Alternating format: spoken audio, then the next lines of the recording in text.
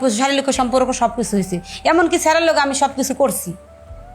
কথা বোঝেন না? এলে করার পরই তো মানে আমার ভালো লাগছে, ভালো লাগার পর আমি বললাম না যে পাগল হয়ে যাওয়ার পরই তোমার লোকে বিয়ে করছি, সংসারও করছি 2 মাস।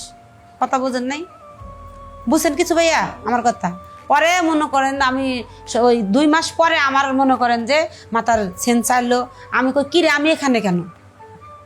আমার তো স্বামী সন্তান আছে, মানে আমার যে কি করছিল, আমার জাদু করছিল আমার মনে হয়, বুঝলেন না ভাইয়া?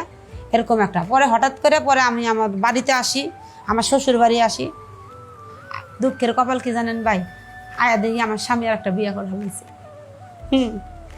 বিয়ে করছে দেখে ভাই জানেন আমার এত খারাপ লাগছে, আর বউ দেখে আমার খুব কষ্ট লাগছে যে আমি যদি আজকে যদি কামলার যদি এই সন্দেশটা না খাইতাম তাহলে তো আর আমার এরকম হইতো না, আর আমি কামলার লোকে যা বিয়েও বইতাম না। তাহলে ভাই আপনার এই কন দোষটা কি আমার? ভাইয়া আমার কথাটা শুনলে তো আপনারও মনটা খারাপ লেগে যাবে, তারপরও বলি শোনেন। ঘটনা হয়েছে কি, আমার বাবা মা আমার বিয়ে দিছিল অনেক বড় লোকের পোলার লোকে, বুঝছেন? অনেক বড় লোকের পোলার লোকে বিয়ে হয়েছিল, কিন্তু আমাদের অনেক সম্পদও আছিল। আমার শ্বশুর বাড়িতে অনেক সম্পদ, মানে 100 বিঘা, মনে করেন যে 100 বিঘা সম্পদ ছিল। আমরা অনেক কোটিপতি ছিলাম। আমার শ্বশুর বাড়ি, আমার বাবা মা না, আমার বাবা মা গরিব ছিল, কিন্তু আমার শ্বশুর বাড়িরা অনেক বড় লোক ছিল। হঠাৎ করে মনে করেন যে এই আমাদের বাড়িতে মানে আমার স্বামীর সাথে আমি খুব সুন্দর সংসার করতেছি, খুব ভালোই আমাকে দিনকাল যেতেছে। আমাদের একটা মেয়ে বাচ্চা হয়েছিল, খুব ভালো, মানে আমার মেয়েটার বয়স 4 বছর।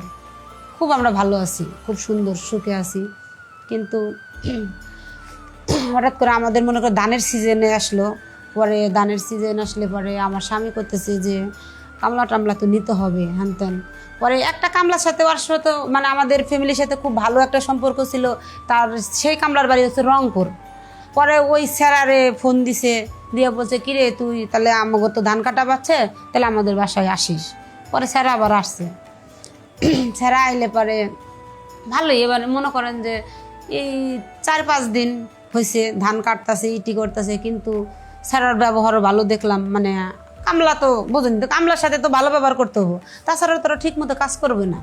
আর পরে আমি ওদের সাথে ভালো ব্যবহার করতাম, কামলাগের লোকে খুব মানে ভালো মন্দ খাওয়ান টাউন দিতাম, আমি সম্মান করতাম। যে অনেক শুনি যে কামলাদের মানুষ খাবারটা ঠিক মতো দিত না, মানে ওদেরকে ভালো খারাপ জায়গায় শুতে দিত, কিন্তু আমি কোনো সময়ের জন্য কামলাদের সাথে খারাপ ব্যবহার করতাম না, ভালো জায়গায় শুতে দিতাম, খাইতে দিতাম, ভালো খাবার দিতাম, কোনো ইয়ে হতো না। কারণ আমার স্বামীটা অনেক ভালো ছিল, আর আমাদের তো আল্লাহর আশীর্বাদে কোনো অভাব নেই, খুব ভালো আমরা ছিলাম। পরে ওই কামলাটা হঠাৎ করে একদিনকে মনে করেন এই 7-8 দিন পরে হঠাৎ করে ও করতেছে বাজারে যাব। কয় ভাবি তাহলে আমি বাজারে যাবো। আমি আচ্ছা ভাই ঠিক আছে, তুই বাজারে যা কি করবি, তোর ভাইয়ের লোকে যাইস। তাও ও করতেছে না আমি একাই বাজারে যাব। পরে ও হঠাৎ করে বাজারে গেছে। বাজারে যাওয়ার পরে মানে মিষ্টি আনছে, ওই আপনার 2 কেজি মিষ্টি আনছে, তারপরে আবার সন্দেশ আনছে 2টা। মনে করেন ওই মানে মিষ্টি সবারই দিতেছে, কিন্তু আমারও দিতেছে না। পরে আমি মনে মনে ভাবলাম যে হয়তো থাক, না দিল আমি জোর করে কামলা থেকে কেমনে চাইয়া খাই যে আমার মিষ্টি দিলি না কেন, আমারও দরকার পড়ে না। কিন্তু ও আবার হঠাৎ করে সন্ধ্যার টাইমে আমার রুমে যাই করতেছে, ভাবি তোমার জন্য তো আমি আলাদা একটা জিনিস আনছি। আমি কি আনছো? সন্দেশ আনছি, তুমি এটা খাও ভাবি। বোঝো না ভাবি, আমি তো গরিব মানুষ, মিষ্টি তো দামে কম দামে কেন যায়, কিন্তু সন্দেশ তো আর এত দাম দিয়া বেশি করে কেন যায় না, এই জন্য তোমার লাগে 2টা মিষ্টি 2টা সন্দেশ আনছি। আমি করে পাগল, তাই চুরে 2টা সন্দেশ তোর এই এত দাম দিয়ে নিয়ে লাগবো? আচ্ছা ঠিক আছে। আমিও তো মন ভালো, কারণ আমি তো আর বুঝতে পারি নাকি। আবার আমি জিনিসটা অনেক সুন্দর করে হাত পাতে নিয়েছি, খাইছি।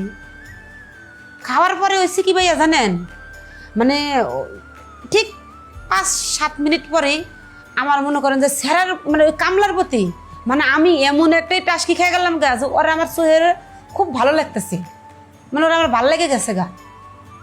কত কিছু বুঝছেন কি, মানে আমার দুনিয়ার এই যে হালচাল যে স্বামী মানে এগুলো যে কোনো কিছু, এগুলো আমি কিছু বুঝি না, কিন্তু খালি স্বামীর ওই কামলার প্রতি আমার দিন গেছে গেছে গা, মানে কামলার খুব ভালো লাগছে।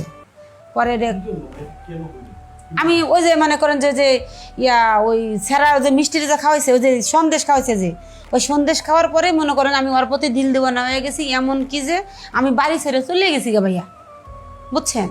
বাড়ি ছেড়ে চলে গেছি, চলে যাওয়ার পরে ওই ছেঁড়ার সাথে আমি এমন কি ওর সাথে আমার বিয়েও হয়েছি, কত কিছু বুঝছেন, 2 মাস সংসারও করছি।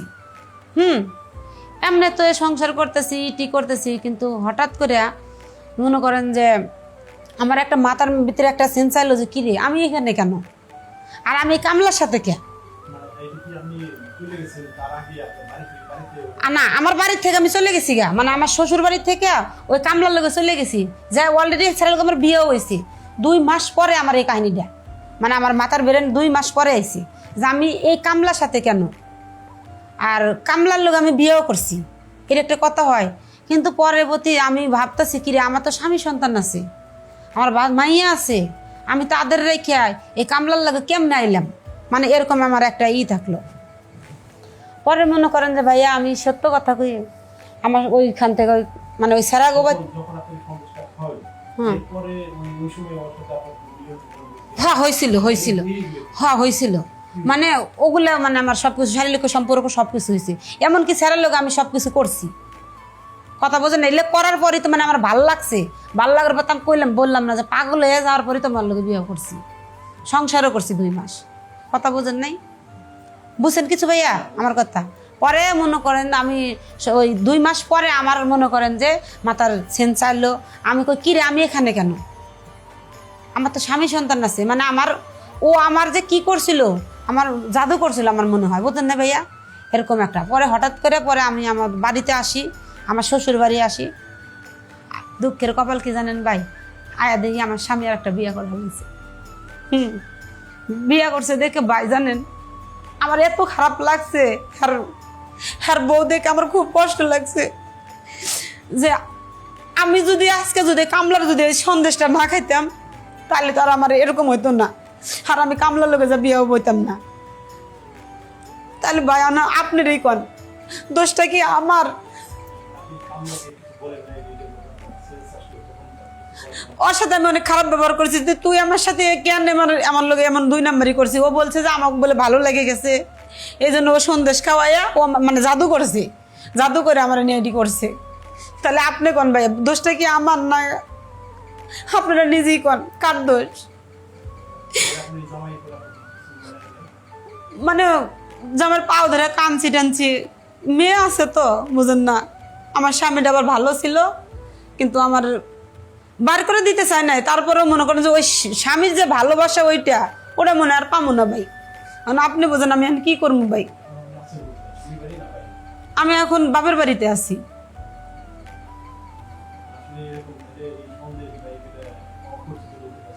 হ্যাঁ